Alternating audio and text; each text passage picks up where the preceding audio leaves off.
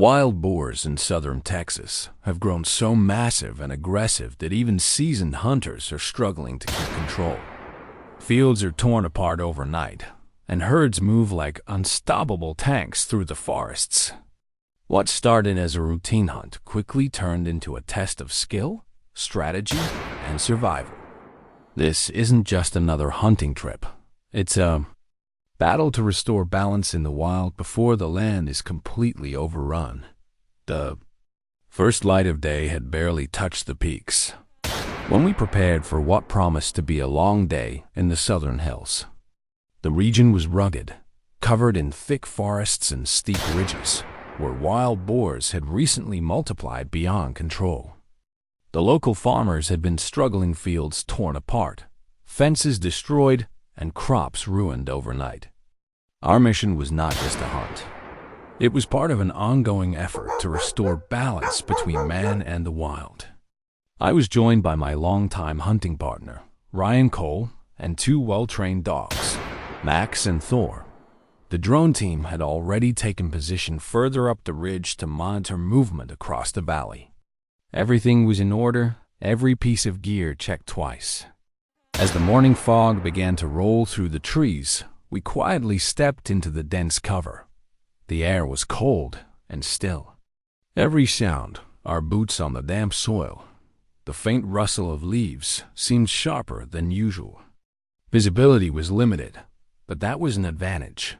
The fog acted as a veil, masking our presence from the boar's sharp senses.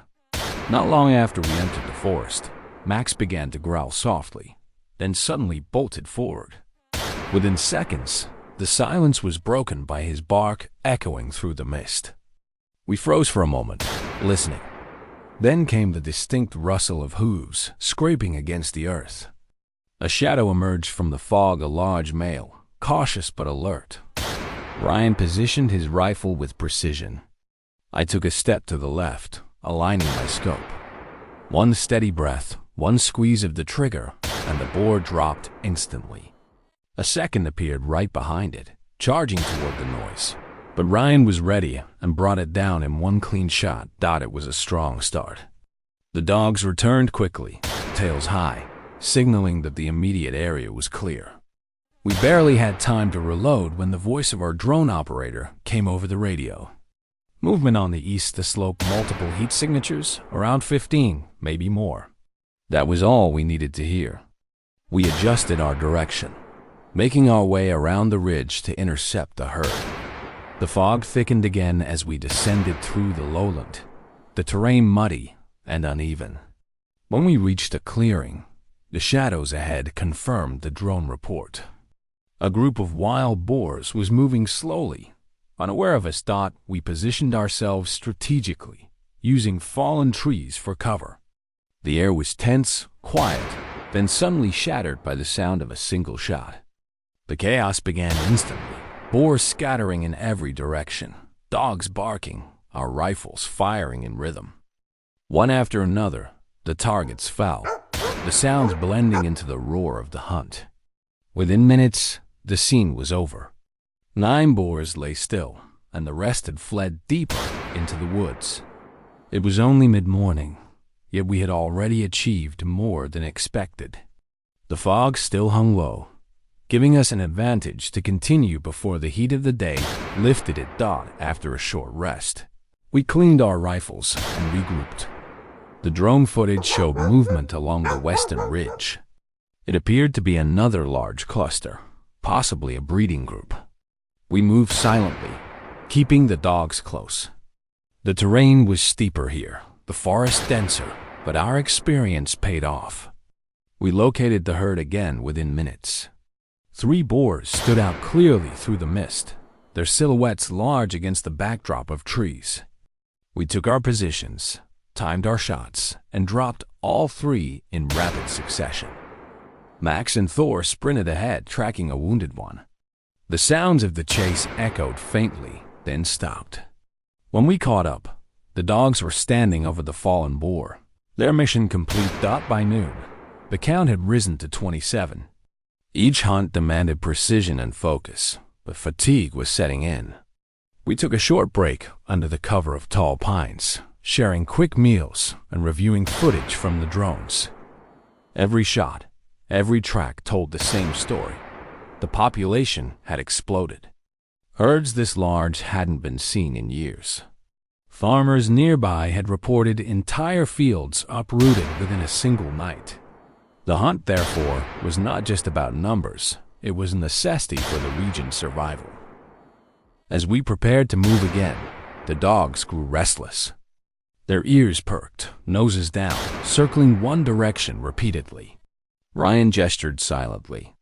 We followed their lead, moving through a patch of tall grass that opened into a clearing. Suddenly, a massive dark boar burst from behind the trees. Its size was unlike anything we'd seen that day. I aimed quickly, fired once, but the shot only slowed it down.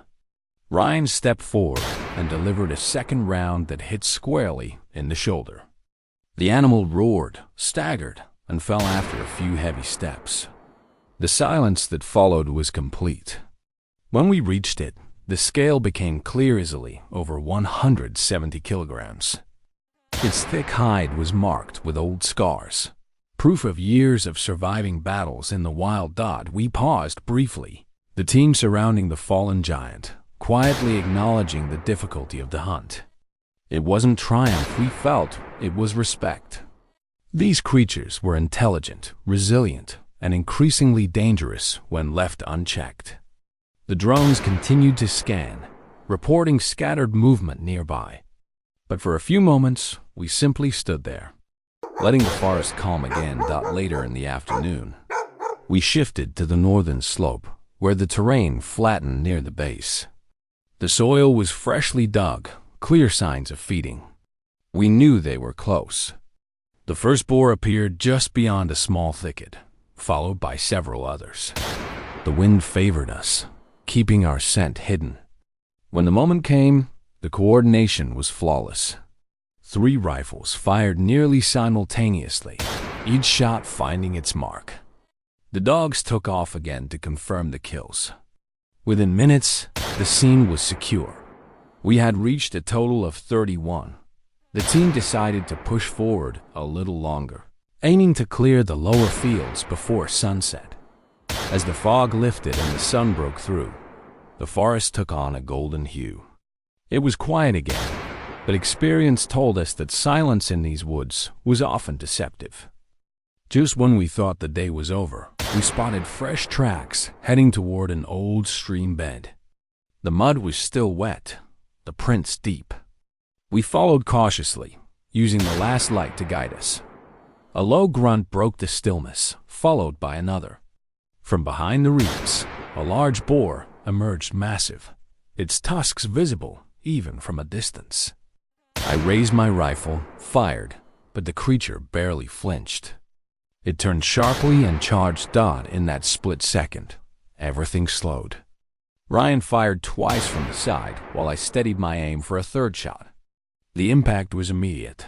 The boar collapsed mid-charge, sliding to a stop a few meters ahead. Dust rose, leaves scattered, and the echo of the shot rolled through the valley. When the air settled, we approached carefully. The boar was enormous, close to 190 kilograms, a true alpha of the region. Years of fighting had left marks across its body, proof of its dominance. This was the kind of animal that could single-handedly destroy entire sections of farmland. Evening fell quickly after that encounter. The temperature dropped, the forest turned dark once more, and the faint hum of insects replaced the earlier chaos. We loaded the last of our gear and prepared to head back to the base. The count stood at 35 each, one hunted responsibly and recorded. The local conservation officers would later verify and tag each carcass, ensuring accurate tracking of the population. As the trucks moved through the narrow dirt road, headlights cutting through the darkness, the forest seemed quiet again, almost peaceful. But we knew better.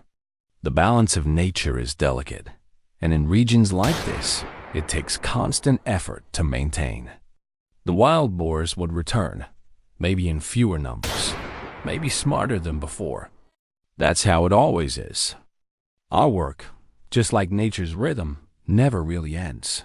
Before we left the mountain, Ryan turned to me and said, "They'll be back sooner than we think." I nodded, watching the fog reclaim the valley below. The hunt wasn't just about pulling a trigger. It was about understanding the land, respecting it, and ensuring that neither side overpowers the other. As we drove away, the forest faded into the distance, quiet but alive, waiting for the next chapter.